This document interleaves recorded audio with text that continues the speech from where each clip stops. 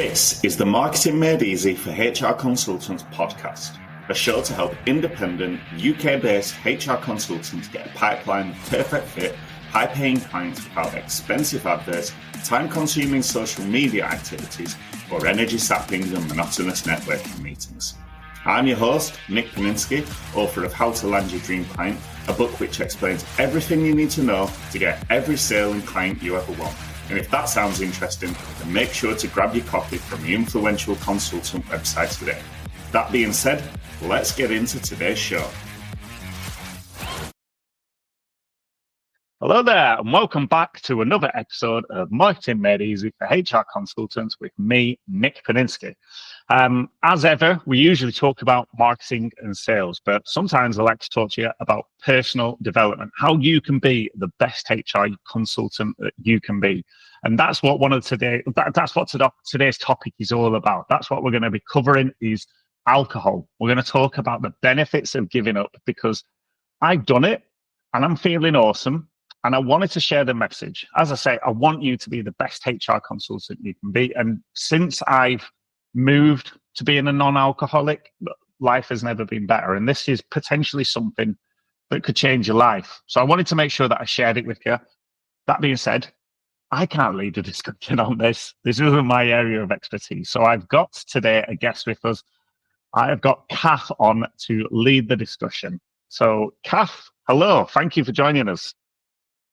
Hello, Nick. So great to be here, all the way from Melbourne in Australia. Yes, yeah. It's great that you can join me as well, Kath, because obviously it's nighttime here and it's daytime for you. So full 12-hour difference. Yeah, full 12 hours into the future here, in Australia. Yeah, it's always a little bit mind-blowing how you're 12 hours ahead. I'm like, yeah, it's the future. But yeah, anyway, thank you for joining us. Give us an introduction to yourself, Kath. Why who are you? What are you doing?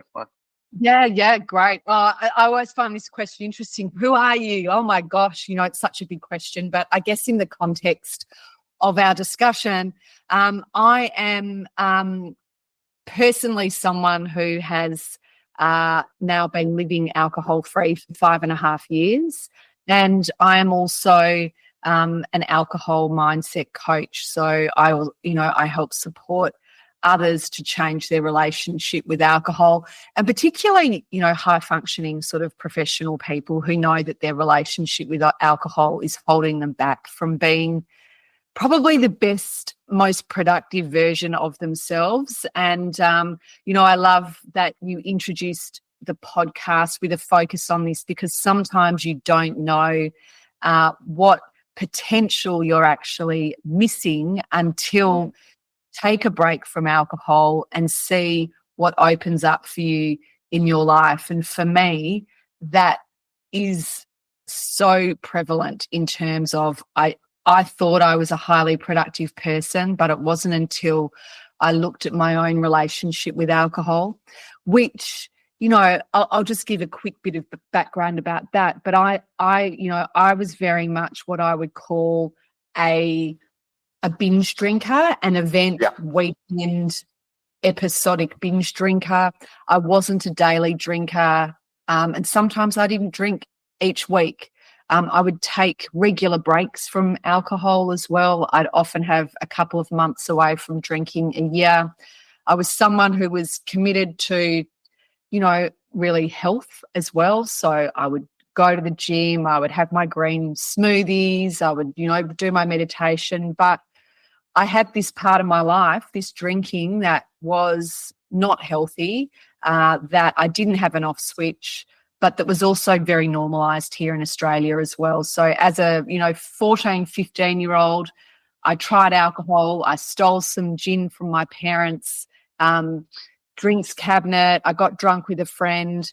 And then, very quickly by the time I was 16, I was probably drinking most weekends, drinking excessively, but also being, I guess, told or having it reinforced that being a girl, female who could drink a lot, who could drink with the boys, who had high tolerance, who could stay out late, who also recovered really well from drinking as well. Like, I didn't get bad hangovers, and I didn't really get, get messy drunk, I suppose.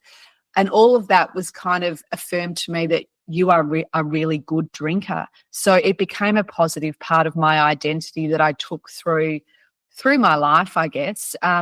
But the other side of that was that my drinking worried me from, early on, because I didn't have an off switch because of the blackout sort of hazy memories that that really worried me.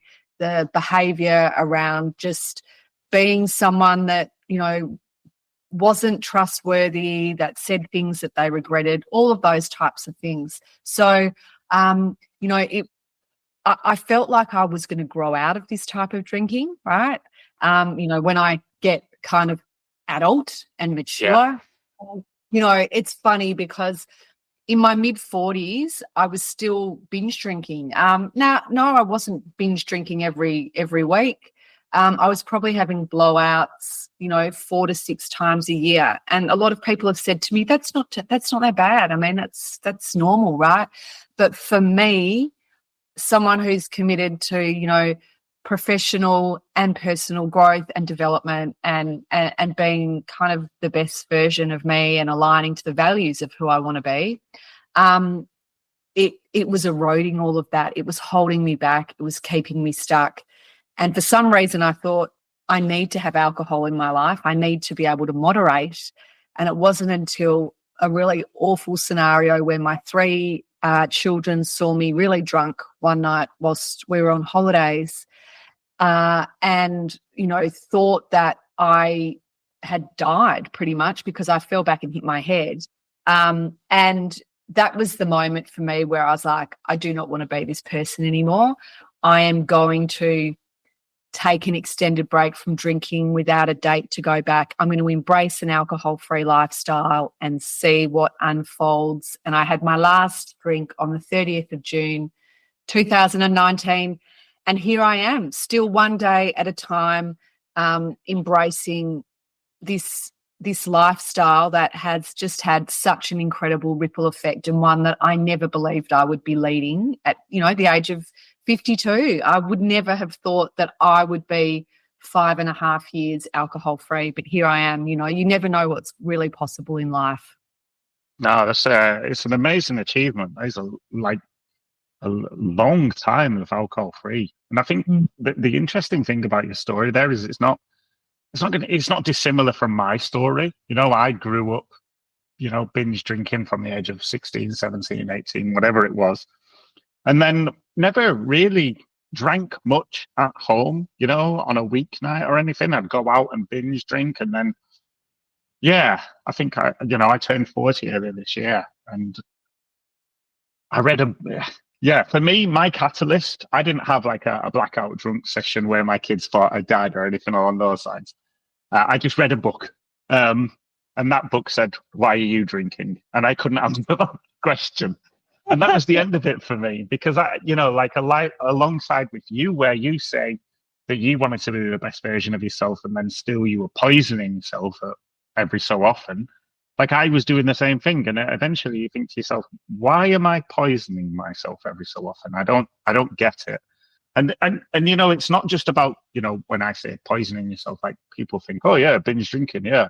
But even, I guess for me, I would consider alcohol bad. So for me, it's done now. It's over with. So that's why I refer to it as poison. Yeah, I mean, yes. And you hear that word poison, you think, oh, what do you mean? Well, how melodramatic. I mean, it's kind of not dramatic. I mean, alcohol is classified as a class 1 carcinogen, along with other substances like asbestos, radiation, tobacco. It's ethanol. It's petrol, right? So it's petrol. It's the same active ingredient as petrol, the same stuff you put in your car. Exactly. It is a very addictive drug, and we need to remember that, because culturally and socially, it's been so accepted at a subconscious level onto every aspect of society, really. Yes. We don't question it. We don't get that messaging about the fact that it's a poison. And if it was put forward now to be approved into our society, it would absolutely get knocked back. So, immediately. Like when I was reading the book, which you're a student of, This Naked Mind, right? She said in the book, she said alcohol has and will kill more people than every other drug in the world combined. Blew my mind. Couldn't believe it. I was like, Jesus. Yes.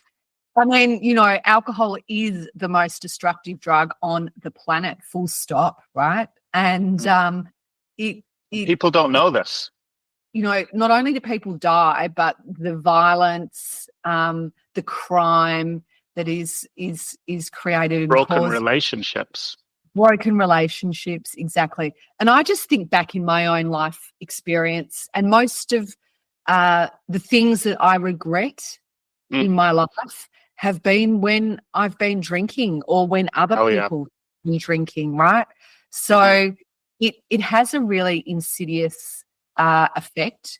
And it wasn't until even I stopped drinking that I was able to get a clear perspective on kind of the role that alcohol had played in my life, and understand that it actually, particularly in relationships, I guess, I looked at the relationships, sort of the serious relationships that I'd had over my life, and I could see that alcohol had played a role either in the types of partners that I'd chosen, i.e., I always wanted to be with someone who drank, or enjoyed drinking, right?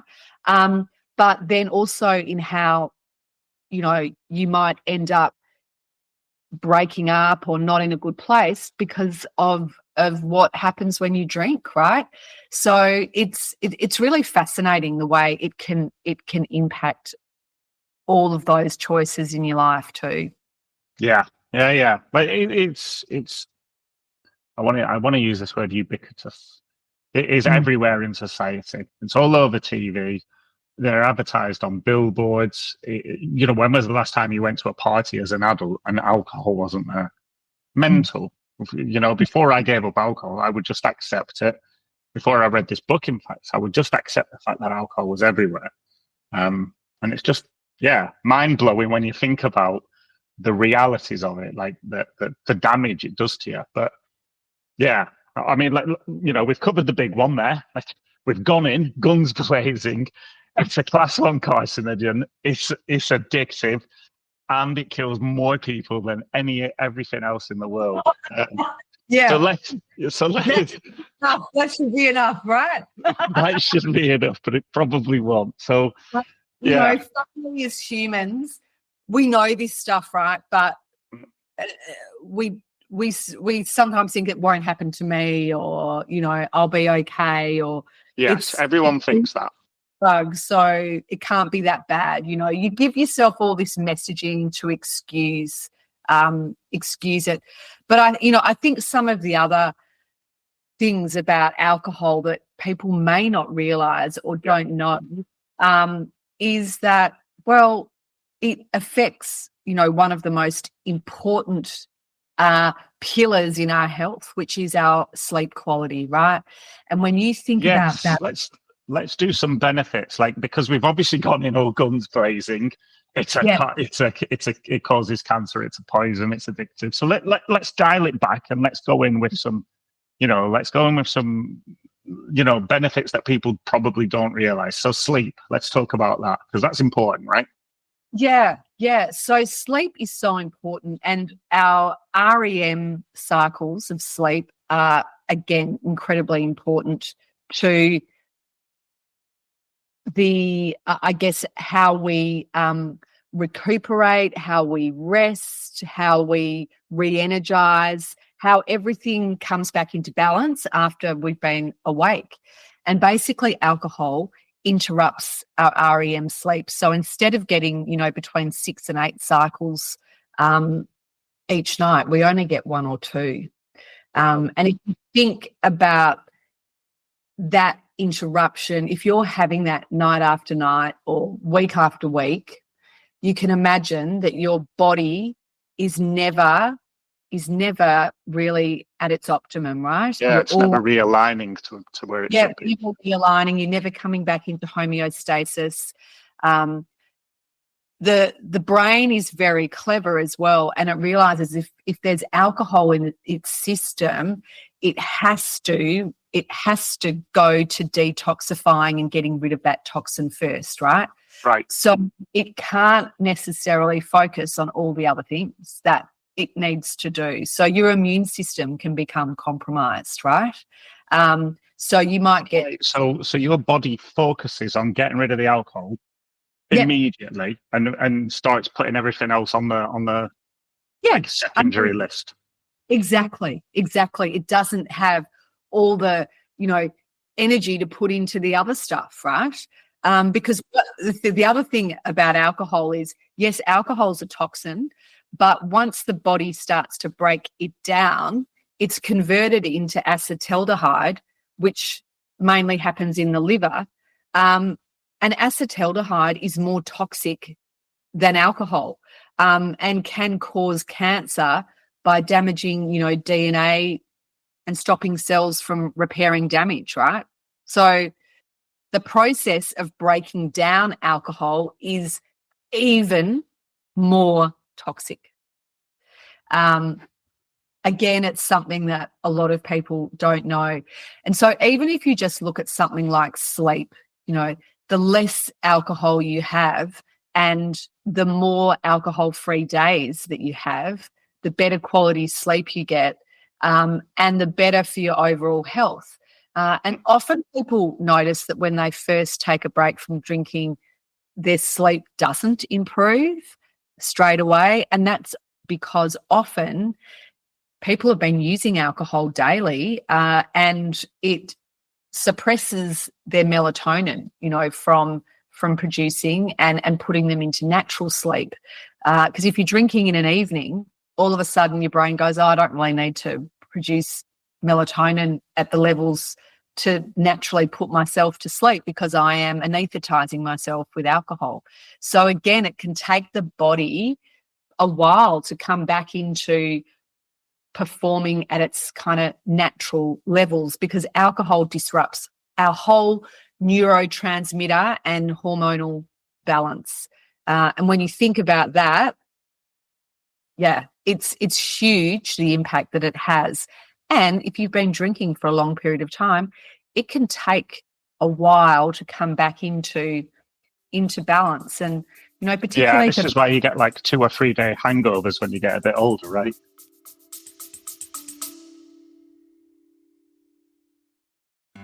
Growing a HR consultancy can be incredibly lonely.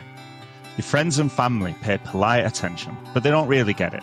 And the fear of where the next client is coming from can be incredibly daunting when you've got mouths to feed and a mortgage to pay. All in all, becoming self-employed wasn't quite as fun and easy as you thought it'd be. And I get it, trust me. That's why I've set up the HR Business Success Squad, and I'm inviting you along to grab one of the limited spaces. In the squad, the first thing we do is get laser focused on where you want your business to get to and how you're going to get there. From there, it's all about making progress with one-to-ones, fun competitions, trainings, Q&As, and interacting with a fantastic group of people who are in the same boat as you. They get what you're going through and what you're trying to achieve because they're on the same path as you, so you can hold each other to account. And the best part? There's no contract. The HR Business Success Squad is a monthly pay-as-you-go membership. You can come and go as you please. If it's not for you, you're free to leave. No hard feelings, no cancellation charges, and no early exit fees.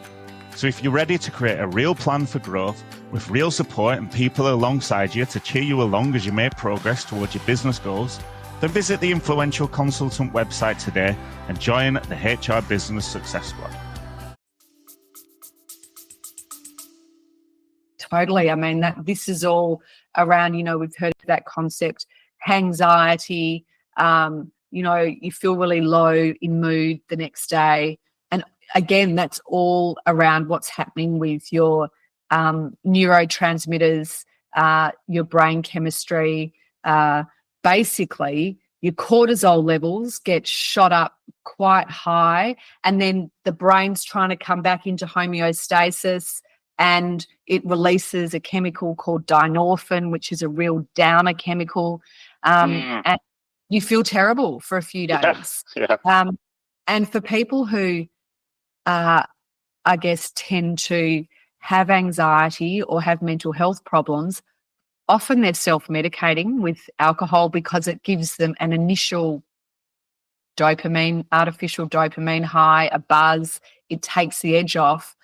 But what it's actually doing is it's contributing to the problem even further. So it's like putting petrol onto the fire, and, you create this whole negative cycle for yourself. So, Kath, quick one. So obviously alcohol is impacting people's sleep. That is a problem because people need their sleep to perform at their best, right? It's not rocket science. I think we all know this. When we don't sleep well, we feel crap the next day, and then we don't perform as well. We're not as productive. So let me ask you something.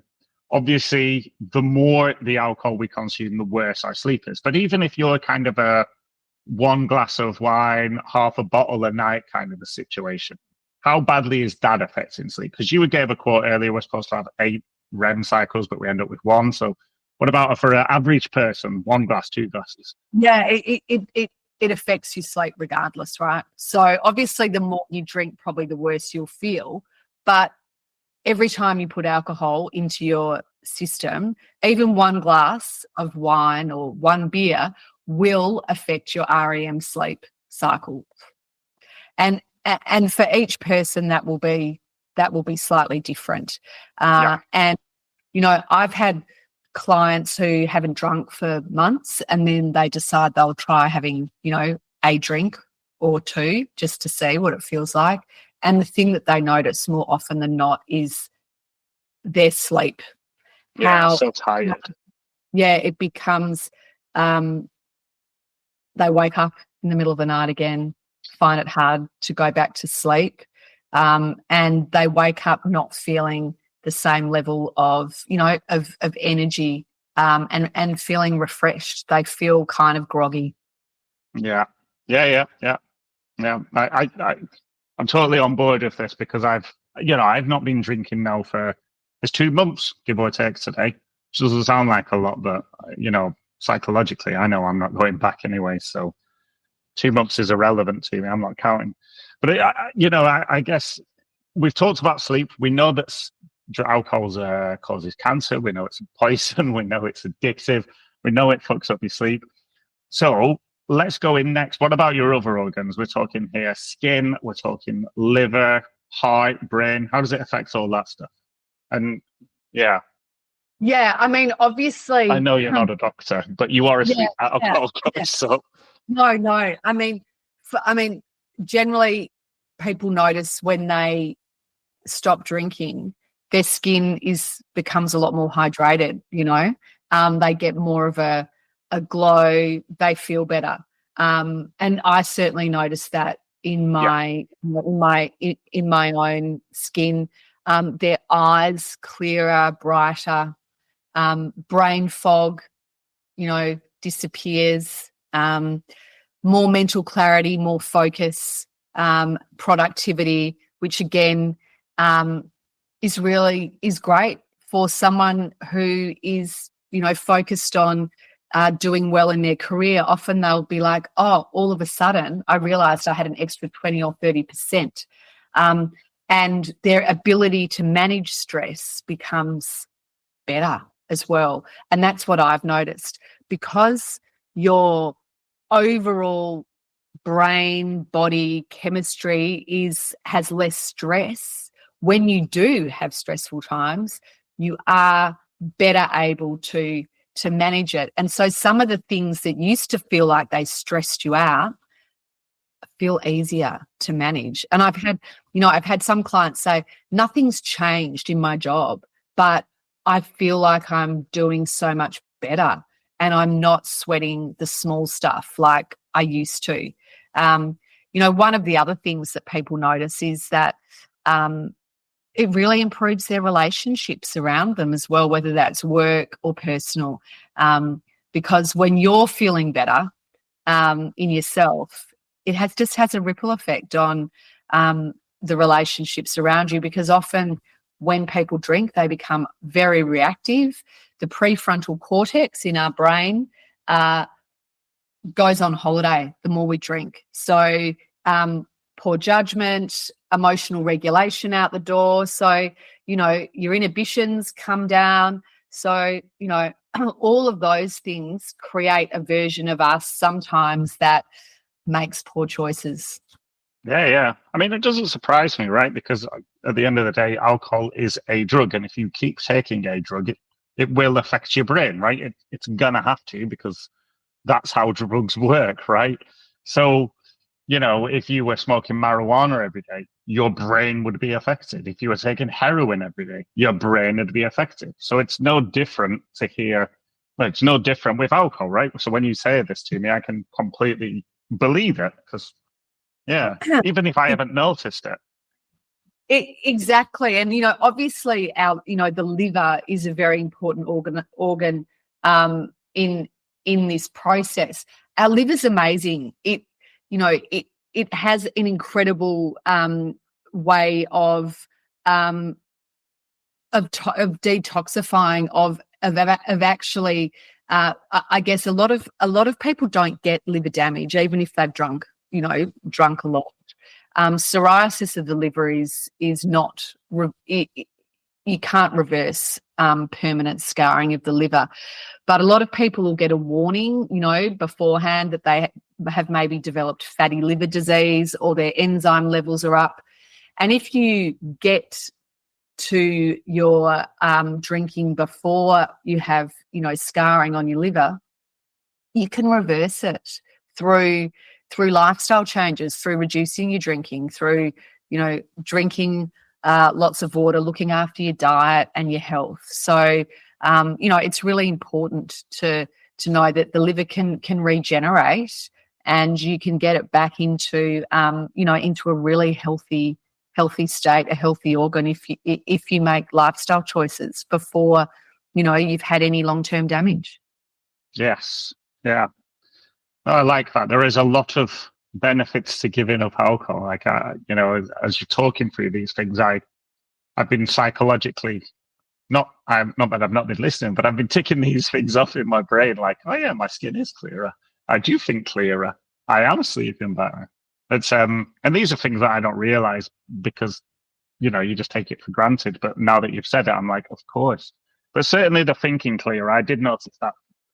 But anyway, okay. So, I mean, obviously this is an important topic. So, if you're listening along and you're thinking, how do I give up alcohol? Alcohol is such a big part of my life.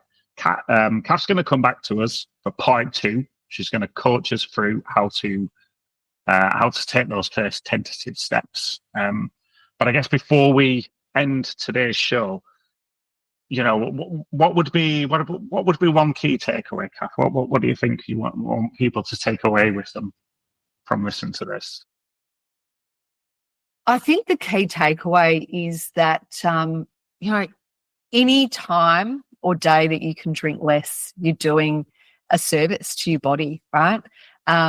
So sometimes, it may not be that everyone who's listening to this is going to embrace an alcohol-free lifestyle, but you can embrace an alcohol-free day, or you can choose to drink less when you go out on a Friday night. You can choose to go to a party alcohol-free and experiment with it and see what happens. So I would just say, for anyone this has, piqued their interest, give it a go, experiment, give your body a break. I used to always think that when I did, just have a day off or a week off or a month off, it would be like my body was breathing a sigh of relief and going, I get a break. So that would be my key takeaway. And if you are interested, pick up This Naked Mind, the book, and have a read and get across the information. There's another great book in in the UK written by a guy called William Porter called Alcohol Explained. You know, there are lots of podcasts. Andrew Huberman has done an incredible podcast on alcohol and all the latest science and health risks around alcohol, and he dispels a lot of the the information that you hear out there about the benefits of alcohol, because I think red wine and the benefits and all that kind of thing. Yeah, no, doesn't it isn't a thing. So those would be my key takeaways. Yeah, there are no benefits to putting petrol into your body. No. Funnily enough. Okay, perfect. Yeah, I love it. So, yes, if you're listening along and you're thinking, okay, I'm going to give this a try, certainly perhaps for sober January or whatever they call it, dry January, maybe you'll see some of the changes that Kath's been talking to us about. Certainly worth giving a try anyway. If half of what she's saying is right and all of it is what she's saying is right. So anyway, for those of you listening along at home who want to get in touch with you, Kath, where do they find you? They can find me at my website, which is thealcoholmindsetcoach.com. Wow. That's good for SEO purposes, that, from a marketing perspective. If somebody Googles just alcohol mindset coach, first up on back. Yeah, totally. It's that I did used to work in PR, so excellent. It's in my previous job, so there was a bit of time put into the name of the business. Love it. Okay, excellent. Well, for those of you listening along at home, thank you for listening along. Hopefully you're going to be open-minded to the possibility of giving up alcohol because of the many benefits that Kath's talked to us about today. If you want to hear about how you can go about giving up alcohol, part 2 will come up next week when we'll have Kath back on, and she'll be talking to us about how you can give up alcohol. But in the meantime, as ever, get marketing. Because without marketing, there's no sales. Without sales, there's no business. So get marketing. Hey there, and thanks for listening to the Marketing Made Easy for HR Consultants podcast. If you've enjoyed the show, then please consider taking a minute to help us grow by sharing the episode with a friend or colleague, or by leaving a positive review on podchase.com. And make sure to hit subscribe so you don't miss out on any of the upcoming episodes if you haven't done so already. I've been your host, Nick Paninsky, and if you've got any questions or you want to know more about today's topic, then feel free to reach out to me on LinkedIn. I'd be delighted to hear from you. See you next time.